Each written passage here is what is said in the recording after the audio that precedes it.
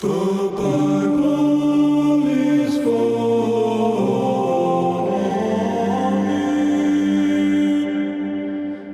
It's gone now, replaced by the shade. The shade that came that cold February day. Oh, there's there's that one that you're doing them. And You're still doing them. oatmeal isn't as mushy anymore. You're still doing.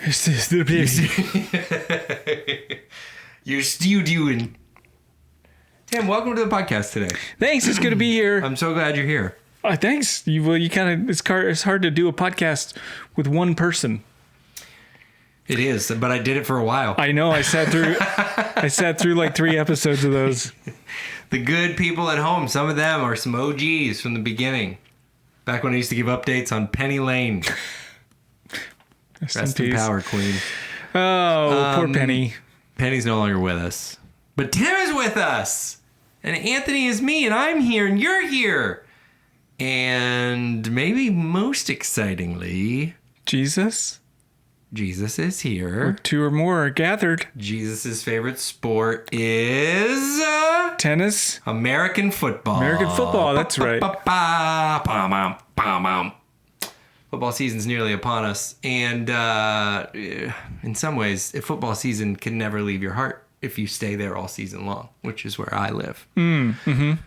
But we are here to do a segment called Christian Movies Are Funny. Let me tell you something here at the start. There are roughly 80,000 Christian movies about football.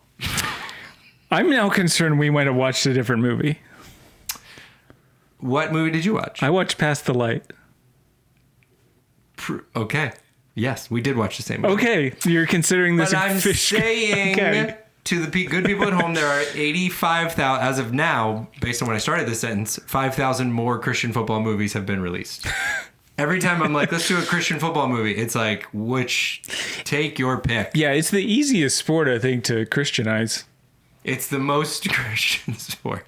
I think Peter and Paul and John, they were playing, that was one of the things. Jesus was like, love your enemies, be patient and kind. He was teaching, and then he was like, also, protect the quarterback. It's You guys are my disciple line. We're going to call you the D line. When I say Idaho, it means it's a deep route. That's not the word. What was Peyton Manning's audible? Omaha. So a little run here, little theme for the next couple of the Christian Movie Club of football movies that we've chosen. I'm excited about this one. Definitely a football movie. I don't know. I think probably one of the more iconic Christian football movies there are. Sure, yeah. It is called Past the Light, as Tim said. Yeah. But welcome to Christian Movie Club if it's your first time. Again, I'm Anthony. That's Tim. I even welcome to Christian Movie Club if it's not your first time. You are welcome here. Yeah. You're welcome back. You just know who we are. That's all. I didn't want to act like you didn't know. But welcome back to the club. Today we have consumed separately the film Past the Light, which we're going to discuss today. And I'm so glad you're here for this very important, what I would call an important discussion here on Christian Movie Club, which it is every week. It's an important discussion that we have here. Tim, let's dive in here. This movie came out 2020, I think I saw? 2015. 2015. Okay, yeah. I think it hit Tubi in 2020, maybe is what I saw. Oh, that could be the case. Maybe when it hit the streamer. Shouts out to Tubi again. Right, we're just ironing out a couple more details of this partnership with Tubi. And then I'm going to be so excited to announce it. That's where I watched this. 2015. What else do the people need to know about Past the Light before we begin our important discussion? Past the Light has an hour and 52-minute runtime. It's written by Victor Hawks, who we'll talk about later, directed by Malcolm Goodwin. It grossed $6.2 million on a $1 million budget. I think that part was the part that was most surprising to me, that it was a $1 million budget. Easy, cowboy. Let's not get into the breakdown yet. I'm just saying, like, we talk numbers at the top. Yeah. I like to. I would have thought, based on the production value that I received, that it was going to cost a lot more to make that film. Yeah, I would have guessed that, and to see that it's only a $1 million budget is pretty impressive. They 6X'd. You could really call this project a success. It's great. 6X. The initial investment. You are done though, right? I don't want to interrupt that anymore. This film stars Cameron Palatas as Steve. He's in films called F the Prom, Another Day in Paradise, Double Daddy. He is not Andrew Garfield, by the way, the guy from Spider-Man. I love Tick, when Tick, our Boom. notes line up, and there was a couple of scenes that I wrote down. This guy looks like Andrew Garfield. Just want to make sure everybody knows when you're looking at the opening shots and you see some video footage of this kid. He's not Spider-Man. He was great. If they ever do like a Into the Spider-Verse, like one more level, you could be like, oh, this guy is like the Andrew Garfield Spider-Man. He would be a good option to be like just a universe away from Andrew Garfield. Yeah. He was also in Tick, Tick, Boom. Did you ever see that? I didn't. It was fun. It's a musical, right? Yeah. Alexandria DeBerry stars as Jackie. She's in 7 episodes of The Hunting Wives, The Secret Lives of Cheerleaders, and she's in 31 episodes of Ant Farm, A-N-T Farm. I don't know what that is, but there's a couple of people that are in the same thing. Yeah. Colby French as Pete. He's the dad of Steve. He's in Grey's Anatomy, SWAT, Little Fires Everywhere, Better Call Saul, American Horror Story, Bones, Hawaii Five-0, Entourage. He has 105 acting credits on IMDb. Let's go. So he's done some stuff. Well done. Milena Govich is Anne. She's the mom. Yes. She's been in FBI, Law and Order, The Mentalist, Rescue Me. She's done a lot of work. John Grease is Franklin. No, John is Greg. I don't know if it's Grise or Grease.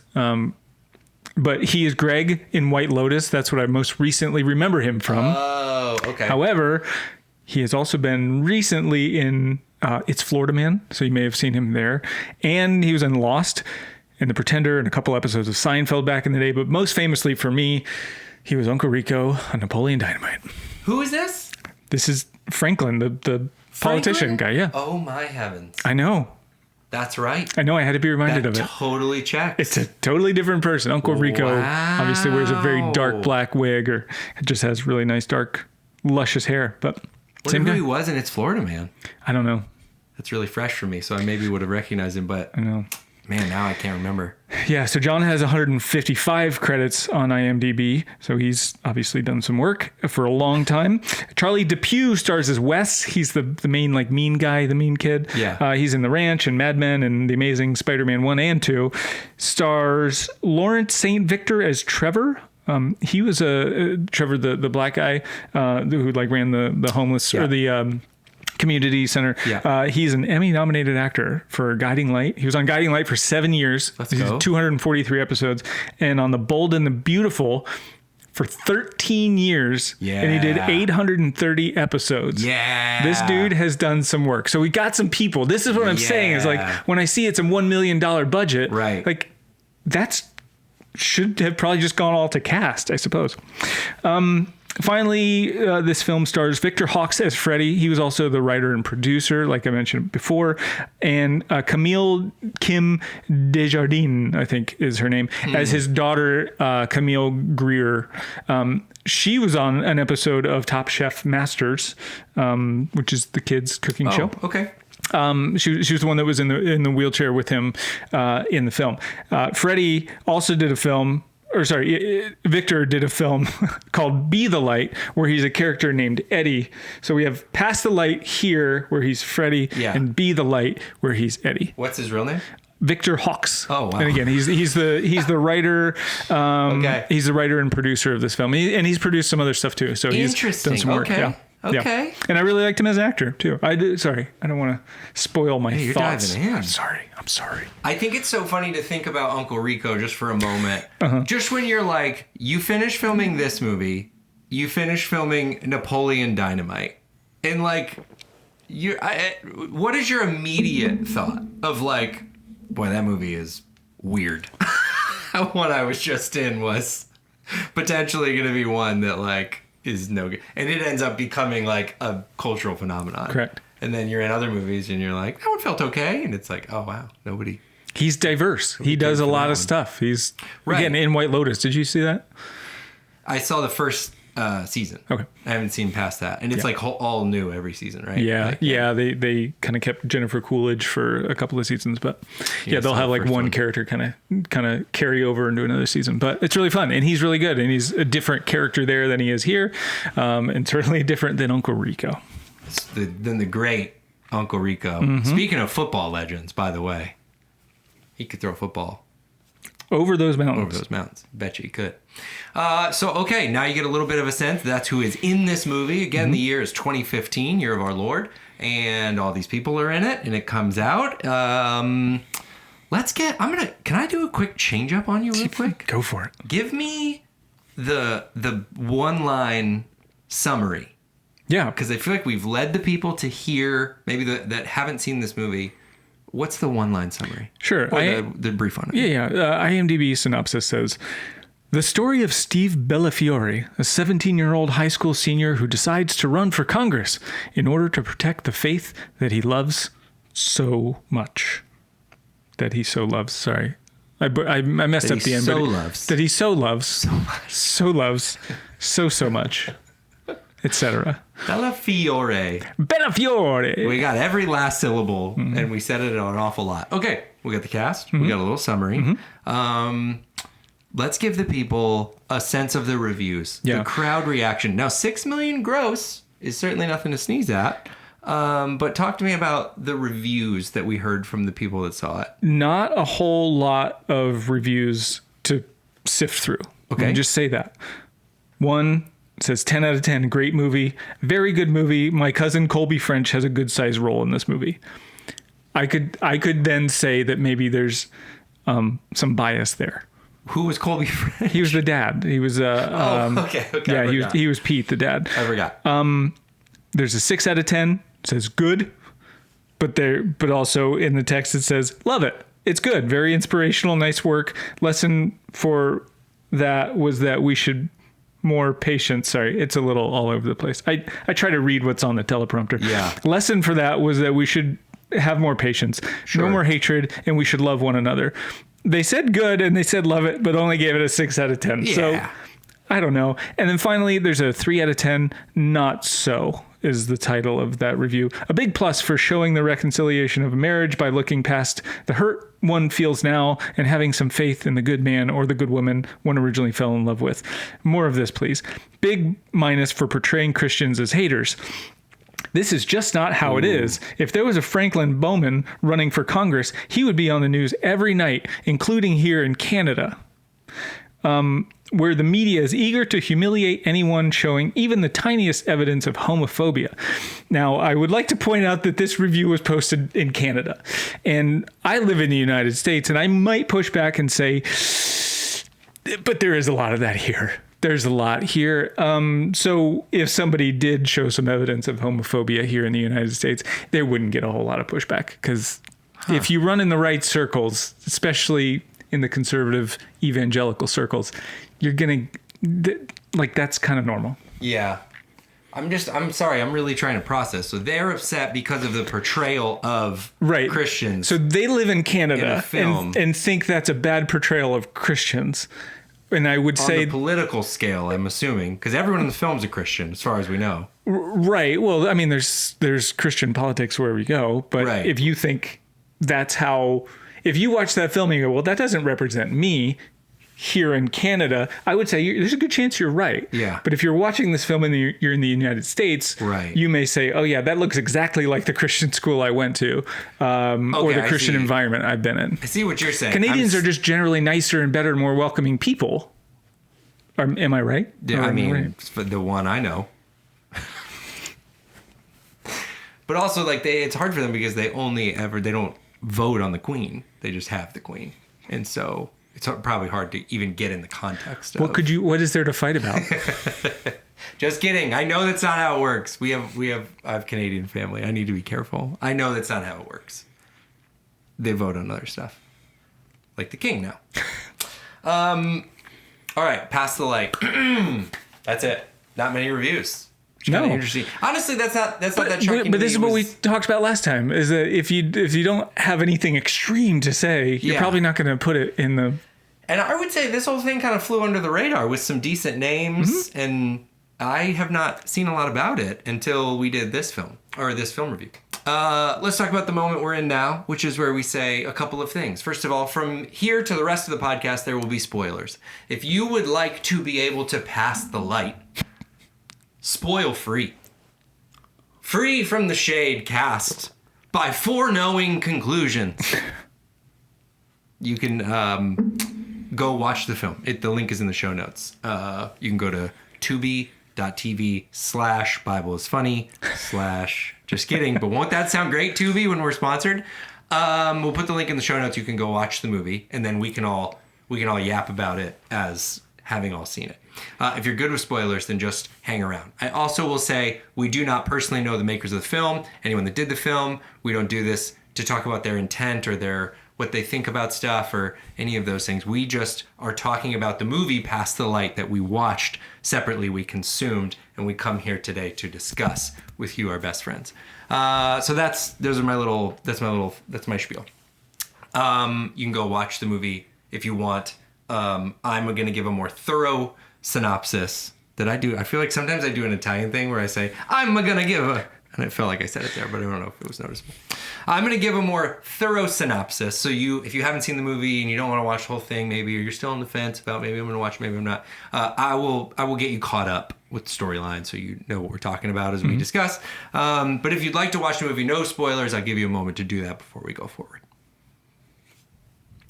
Okay, the light has been passed. And now it is our turn to pass it to others. Okay. Here's a synopsis for Past the Light. Half pads, full contact. That's the motto of the Northfield Christian School football team. And it's that kind of grit and toughness that's made them state champions, despite no one on the team being over 150 pounds. Steve Bellafiore plays backup flanker for the mighty Northfield Lions, and the odds of him seeing the field are frankly even lower than him getting the attention of his crush and school heartthrob, Jackie Burns. Mm-hmm. Steve hardly has time to focus on football or flings, however, because his town is under siege by a hateful congressional candidate named Franklin Bowman. Franklin is running for a vacated congressional seat, and his entire campaign is based on hate and economic growth and the fact that he's old enough to run for office. And as if that wasn't enough, Steve's dad struggles to find a job, while his mom begins to question whether their marriage is strong enough to withstand their 30-year age gap. Luckily, Steve realizes he is the man for the job.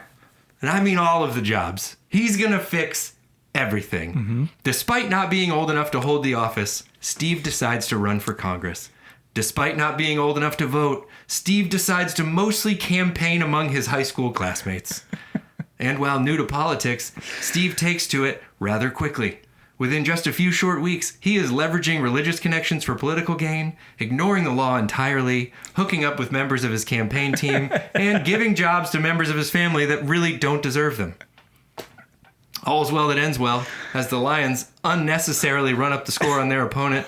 Steve's unemployed and potentially abusive dad becomes a congressman, and Steve poorly draws portraits of kids with special needs. Consider the light passed. All right. Good heavens. So they really don't have to watch the movie now. Stinking much to unpack there's a lot with this movie. Mm-hmm. I will start with our inaugural question. What was the most shocking to you? All right, this is a good shock. I was shocked at how funny and witty the mom was. How she was with the dad, how she had really good comebacks. She's pretty good. Like at the beginning when the dad's going on a rant, echoing the congressman about how immorality is ruining society and that Satan was causing society to fail, and that's why nobody has any jobs in our town anymore.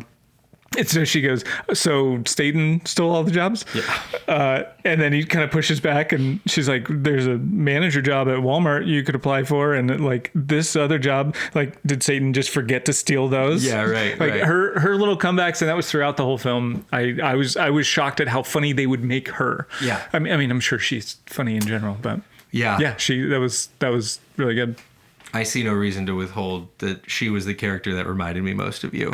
And so I don't want to just echo that later in the podcast. I said this her like Because of the age gap? marital age gap. Because I'm so much younger But than my wife. also just, yeah, it was that line where like this guy, this politician sort of just like spewing this like hateful rhetoric. And she just really like pointedly, oh, so Satan took the jobs? Keep walking through that. And the guy's, you don't get it. That was funny, and just all of her stuff. It was just, I was like, yeah, reminds me of Tim. I received that. Thank you. Yeah, I thought you'd like that. Okay, the thing that was most shocking to me, I alluded to.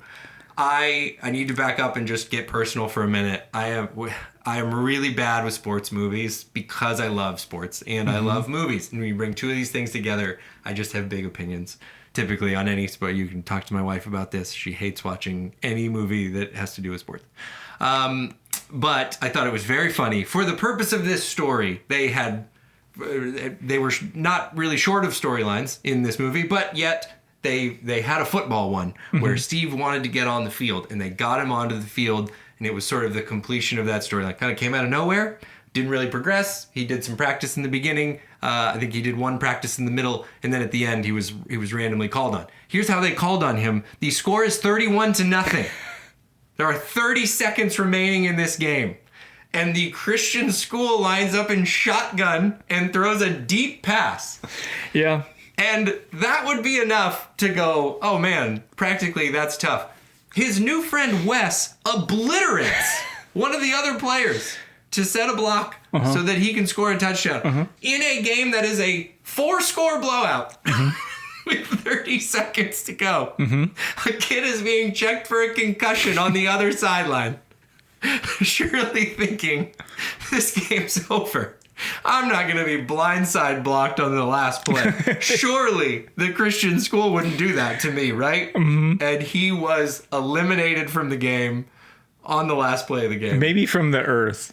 Potentially from the earth, we never got a follow-up. So that Steve Bellafiore could score the touchdown to make it 38-0. When all he wanted to do was just get in the game and play. Like, also, he was like, yeah, I want a Rudy moment. Well, Rudy played defense, and he sacked a quarterback in like near the end of the game just to finish the game off. Like, the game was all, at that point, it was inconsequential. But it wasn't a big deal. Right. But this was much. I wrote down, this is not very Christ-like to run up the score. That is a tough way to end what is a violent sport of football where people can get hurt, and you put him in a quarterback and let him kneel it. Like, there's a lot of ways that you could do this. He just wanted to get in the game. That's all. From the beginning, that was his only goal.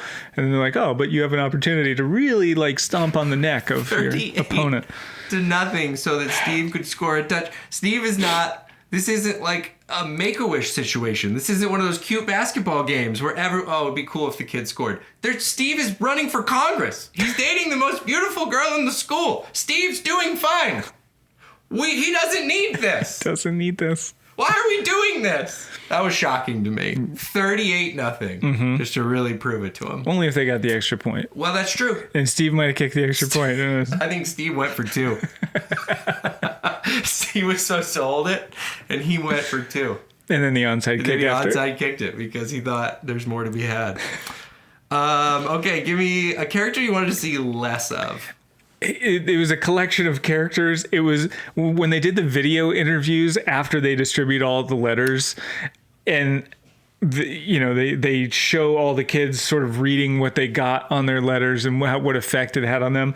I think they just literally went to a high school, like the high school during session, and put a camera in front of some kids and said, here's your line, read it. We're not going to pay you for it. Just have your parents sign it. You're 18, sign the waiver. And they gave them their line and said, go. That whole moment, we could have, we didn't need to have it. It was so bad. It was terrible. Yeah, did it really? I mean, we saw them get the letters. We saw them happy with the letters. I don't know that I needed to hear them speak on the letters. No. I'm with you with that. Okay, I have 2 here. One is an actual character, and one is more of an idea. The entity that surrounds Steve, they start to call themselves the Force, and there are many mentions of a shirt, like I can't wait till we get shirts. This is gonna be so cool when we get shirts. Like, wait till we get shirts. Then they get shirts. And you're like, all right, cool. The shirts. And this shirt was a red shirt with white font that said "Pass the light." But on the back it said the Force. On the back it said the Force, and there was like I think a logo kind of at the bottom, but it was just like a reveal to something we've been talking about of like, wait till they design the shirt. The shirt is gonna be so sick. And that was a letdown to me. And I was like, forget the whole shirt bit. What if that is the shirt you can produce for the movie? Don't do a shirt bit because that was so disappointing. Yeah. So that was my one. Okay. My second one is a more complicated venture that I just felt the need to discuss after the film. This is a character in the film who's in there very briefly. His name is Len. How do I know that? Because he had a name tag that was like a piece of cardboard that he had stuck to his shirt. He's in the movie for one scene where he's in a back alley and he's arguing with the man who runs the Salvation House. Oh, yeah. And he says the man who runs the Salvation House, I think is what it's called, is a black man. And he says, like, I knew you people would be trouble. Follow me here, everybody that's not seen the movie, because we're going to go on a ride.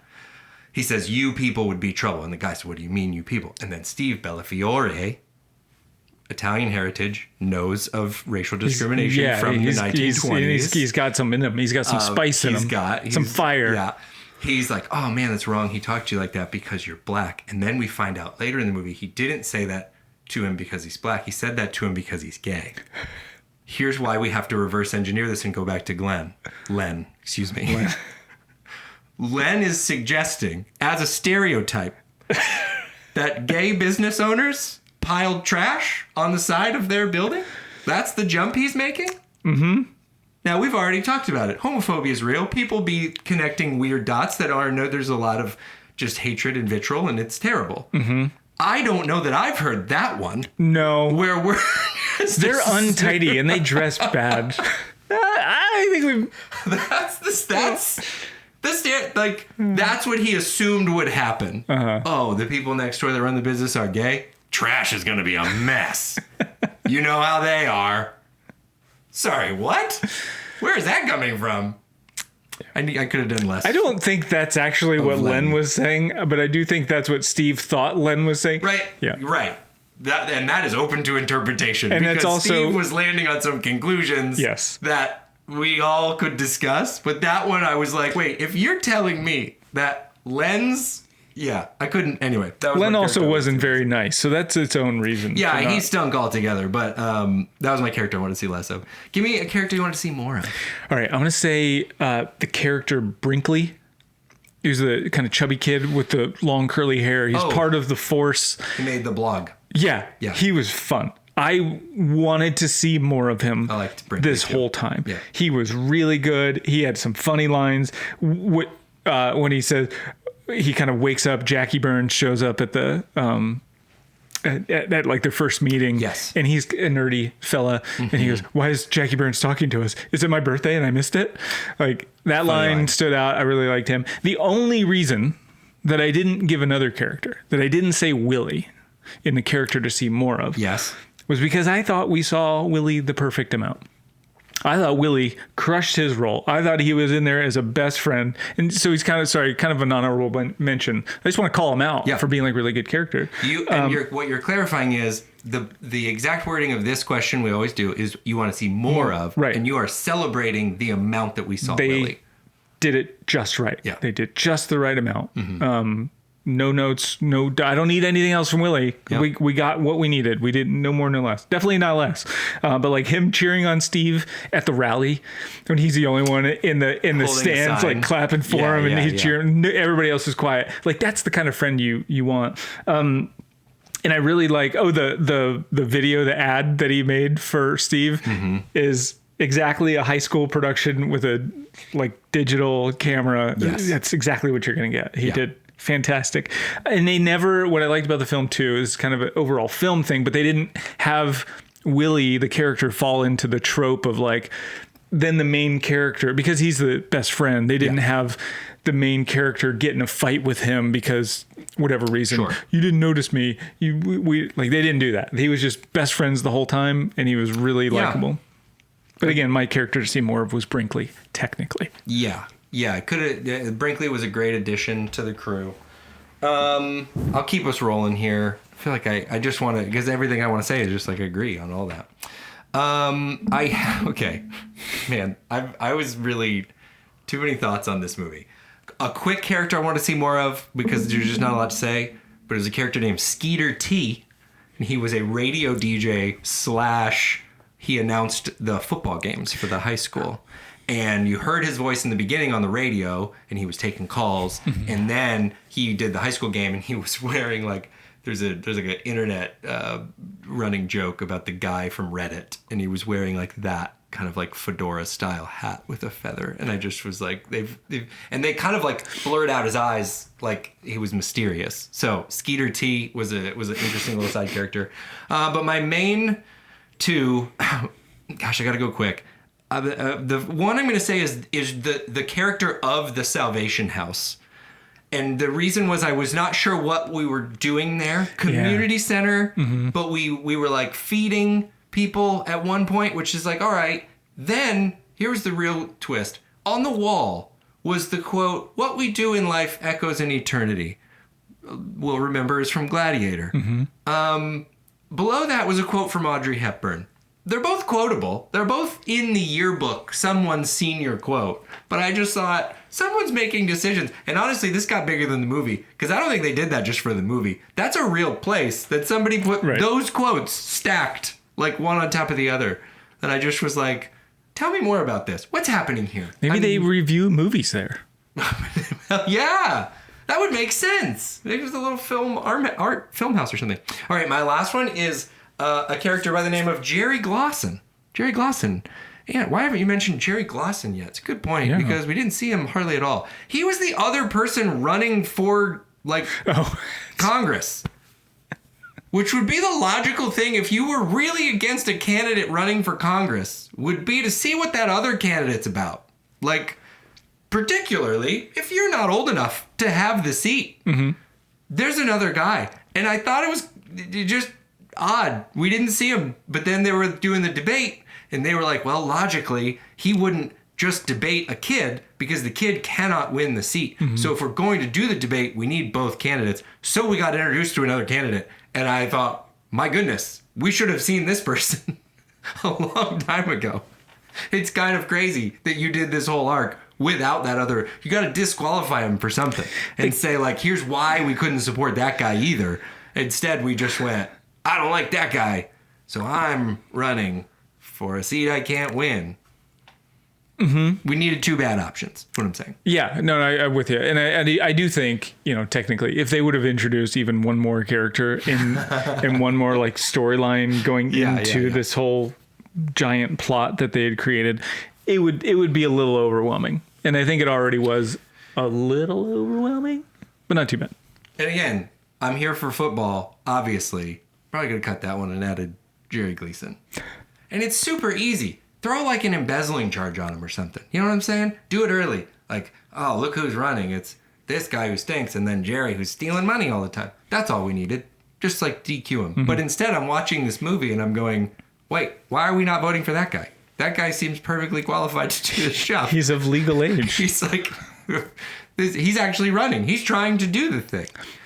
Anyway, character that reminded you of me, Tim. All right. I don't even know that the guy got a name, but it was at the end, the guy that got interviewed by the news reporter on the street. Yes. About why he voted for Pete. This is Steve's dad. So in the film, they do the debate. Yeah. Pete, Steve's dad, gets a write-in vote, and turns out everybody in the world decided to write in Pete's name. Wrote in Pete. They figured out Pete must have led Steve to the path that he was on, right, and elected him. So when they like interview this guy to go, why did you vote for Pete? Yeah, his reaction was like stunned. He didn't know why he voted for Pete. I don't think he knew why he got out of bed that day. I think somebody pulled him with his dementia at 41 years old, and said, "Go here, check a box." And he went, "Okay." And he did. And then he came out and was interviewed. He was the one person who was interviewed. And so I wasn't sure at that moment that it was you, this was the character most like you. And then when he signed off and they went to leave and he waved at the camera and I didn't know what to do, I thought that's exactly what Anthony would do. Yeah. Loved it. I received that. That's my favorite one you've ever given me. Because here's what I thought watching that. One, the movie your conclusion didn't make sense. And I think you were maybe out of money and you had like one scene to make it all make sense. So you're like, brainstorm. What are we going to do? We'll interview somebody who will just explain the ending of the movie. Right. And we'll call it like an on the street interview. But then that guy was such vibes. I know. You liked every bit of good. him. And he was just literally narratively talking you through what happened at the end of the movie. Like, how did Pete win? And he says in exact detail every step of how Pete won the election, because clearly nobody knew how Pete won the election. Maybe there was a screening and they were like, I don't really get it. And they added this after, but I totally received that. Steve's mom, obviously, already covered for you. Give me a low point, Tim. My low point was the one moment where Steve is talking to Trevor and he goes, he's it's at the end and whatever, towards the end, and he just exclaims, Steve is frustrated, and he goes, "Why is everything so difficult?" And I couldn't help but notice, hey, kid, you're a upper middle class white kid, straight. You're at a Christian school. You got some money at this private school. You're doing okay in life. The setbacks you're feeling right now that you're expressing towards the closeted black guy that's been discriminated against, that operates a nonprofit in the community, and Steve, things are difficult for you? Why are they so difficult? Yeah, that was like the biggest whiny moment. Like, you gotta know your audience. Like, that was read the room. On, but you're right. Yeah, that was tough. Yeah, read the room, Steve. I don't want to dogpile on Steve, but my low point was also with Steve. I really laughed about this in real time. Steve and Jackie's relationship is one of those like clearly written by a dude ones. Like they have an interaction early on where she's sad and he walks up and he's like, "Are you okay?" And she's like, "I don't even know you. Leave me alone." And then their next interaction, she's like, "Of course I know you. And I've been dreaming of you my whole life." And it just is kind of like, all right, I get it. But they have this moment where they're talking after one of the force meetings. And I got to give you a little backstory. So there's a point in the movie where somebody wrote "tramp" on her locker, and then Steve volunteers. This is before they're a couple. Steve volunteers to wash it. And so later on in the film, she says, like, "You never asked me about the whole story." And he was like, "I figured when you were ready, you would tell me." And she was like, "Okay, because I want to like share this with you." And he was like, "Oh, cool, because I listen to women. Like, that's what I do." Yeah. And so it was like, she starts telling him, the story involves her having sex with her boyfriend and thinking she got pregnant. So she's telling the story and she's like, I was in love with him. I thought he was the one. So we had, and he's like, "All right, I get it." And then he interrupts her 2 more times when her story comes up to her. She was like, "Well, we couldn't let everyone know we thought we were pregnant because then everyone would know that we had." He was like, "I get it. Stop. La, la, la, la, And I la, thought la. this is such a funny like tee up of like, what I do is I listen to women. Like when they are ready to talk, I'm here. Unless it's like about other guys, then I don't really want to hear it. I'm actually going to actively tell you to stop talking when it's about the other guys. Please. But I want to hear. That was one of my low points. That was my low point. Sorry. Excuse me. That was my low point. Was Jackie and Steve's conversation. Give me a high point, Tim. Okay. This is a big deal. I thought that literally the highest point in any film that we've had that was not a comedy moment, because the comedy wins for me every time. Favorite movies of all time, comedy movies.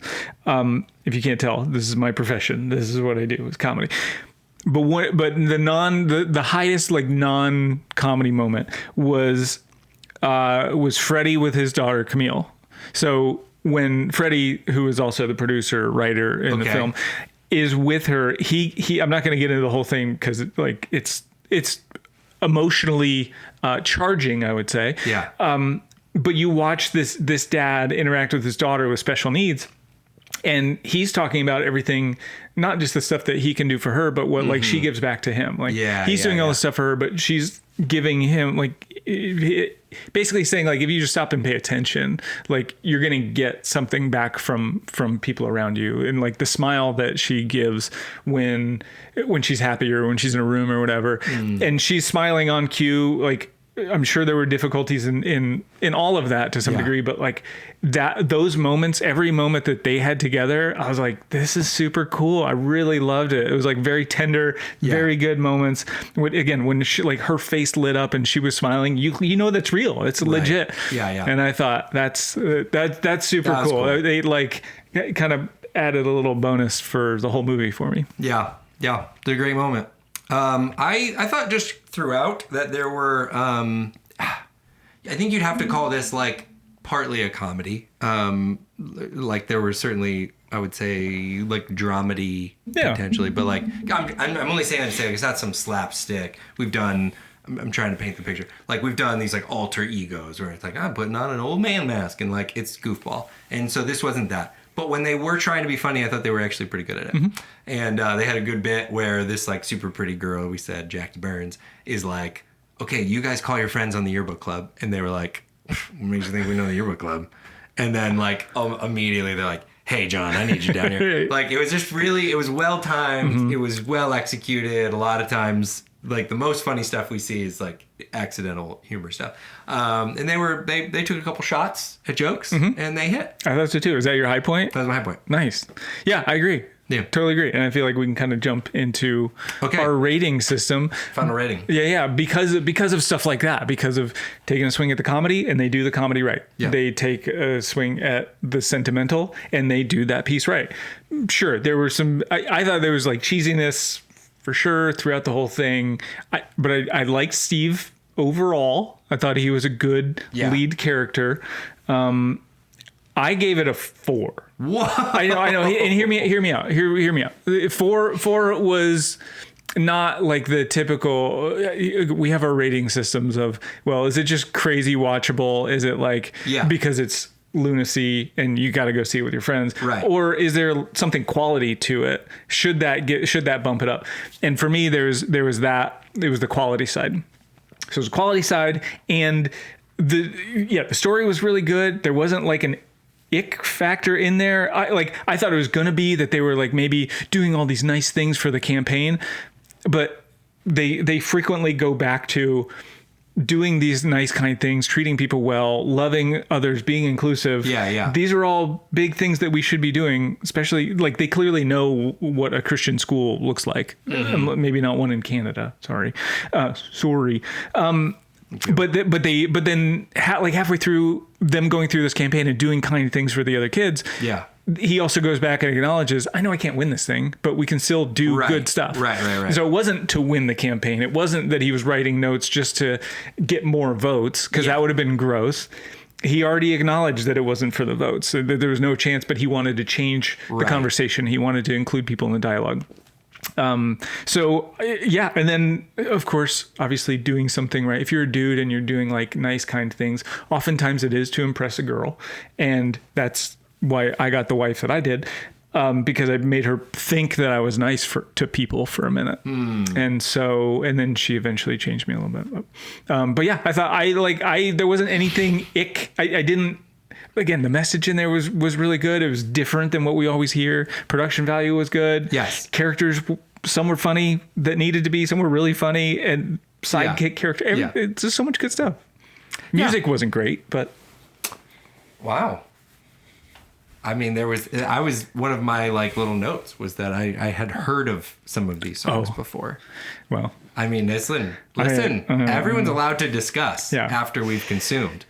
It would have probably been like a 3 for me. Like just average, like not. Don't backpedal. No. But what I'm saying is like the things that I chop down for movies, like the ick factors, Yes. and you're down notches for Right. me, and I go, yeah, no, you didn't have any of that. Why wouldn't I put something? Like give it a higher production value. Yes. I love this journey for you.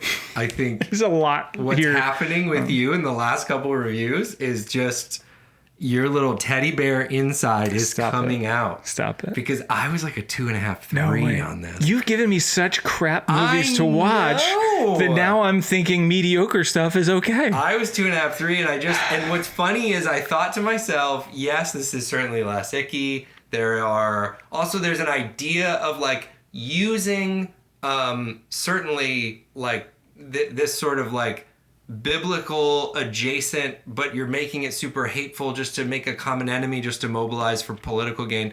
Like naming that as a bad thing, great. I think that's cool. One of my takeaways was like, it's kind of great to know that even if, there's different kind of Christians that think different kind of things, and they all make really cheesy bad movies. That was one of my notes, was like, it all comes out of the wash. No, it was everything you said. I just thought, man, still at the end. And definitely there was like a little bit of a feeling of like, man, little Steve is just still thinking, instead of like supporting other people, that he is the center of the universe inherently. For sure. So of course he's going to fix everything and everyone.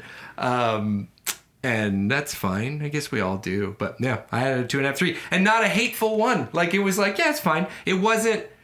And again, we always talk about our individual systems. It wasn't B-movie enough for me. Sure. So they didn't have any, like, fun, hokey campiness. The production value was correct. There's no lapse in audio or anything. It was fine. It was well done. It was still pretty hokey and pretty cheesy. Yeah. For me. Yeah. Yeah. That's it never got stopped you from rating something high, by the way. It got you. I love it. I know, because I've been got by movies. And this one got you, and I love that. Yeah, I like that. He did do it. He did do a doodle of that. That was bad. Which is tough. God, Tim, that was tough. That was really, really bad. And probably that kid didn't do it. I know. And now But then somebody did it and said, oh, this will work. Or maybe they were like, if you're an adult and you're trying to draw a doodle that a 5-year-old would do, like you might over exaggerate. I tell you what I'm really worried about right now is that the writer producer like Dad did it. No. And then I would feel if that's true, I'm legitimately sorry for what I said. Let's get him on the pod because I would feel so bad. I don't think if he did, then I would say, Victor, stick with the film production. The movie stuff is stick going with good. Making the movie. It's looking good. Yeah, we're doing great. It's looking really good. Whoever did the drawing, if that was... And whoever on this podcast said something about the drawing, because it's hard to remember all that long ago. It's over. Anywho, I think Steve's going to run for president. So that's something to look forward to. Uh-huh. He's being groomed for president, according to Jackie. Uh-huh. Yeah. So exciting times ahead. Jackie was like a Topanga to me. Yeah. Did you? I didn't know. Yeah. I don't know if you ever were into the Boy Meets World. Oh my gosh. I've seen all the Boy Meets Worlds. Really? Yeah. I thought you were too young. You missed that. Die Hard. ABC Family every Saturday morning. It was about an hour block. Saturday morning. Straight. Oh, you weren't TGIF? Oh my gosh. Oh no, yeah, I remember. I didn't watch it. I'm not gonna sit here and act like I watched it live. Like I didn't see it unfold, but I watched it. Yeah, yeah. She had a big Topanga energy for sure. Yeah. Just like everybody says, like, "Oh, you're beautiful," but she wasn't lost in that. Like, that was like the character. It was cool. Anyway. Pass the light, everybody. I did like the bit. Sorry, last bit. That they kept saying Jackie Burns. That bit of them like saying her full name every time out of respect. I thought that was funny. Also very funny. A very good Also, the perfect last name for it. Yeah. Like, Jackie Burns does need to be said every time. We have friends that I'm like, they get married, and I still call them because their last name is just too good with their first name. I know. I know who you're talking about. You know exactly what I'm talking about. It's just like, it's supposed to all be said. Yeah. Pass the light, Pass the light. everyone. Happy football season. It's preseason. 38-0. I'm so sorry to that other team. They didn't deserve that. No. Pass the light. Links in the show notes. Let us know what movie we should watch next. Excited to be back up and running. Got some plans to get some friends back in the club soon. No. Pretty excited about that. Don't tell them. I don't think I have any other announcements to share at this time. But Tim, thanks for being here. Thanks for loving Christian movies. Now everyone knows it. At The Bible is Funny, Instagram and TikTok, or wherever you listen to the podcast, and just let us know what movie we need to watch next, and we'll check it out. Okay? All right. Love you guys. Talk to you soon. Bye. Love you. Bye. The Bible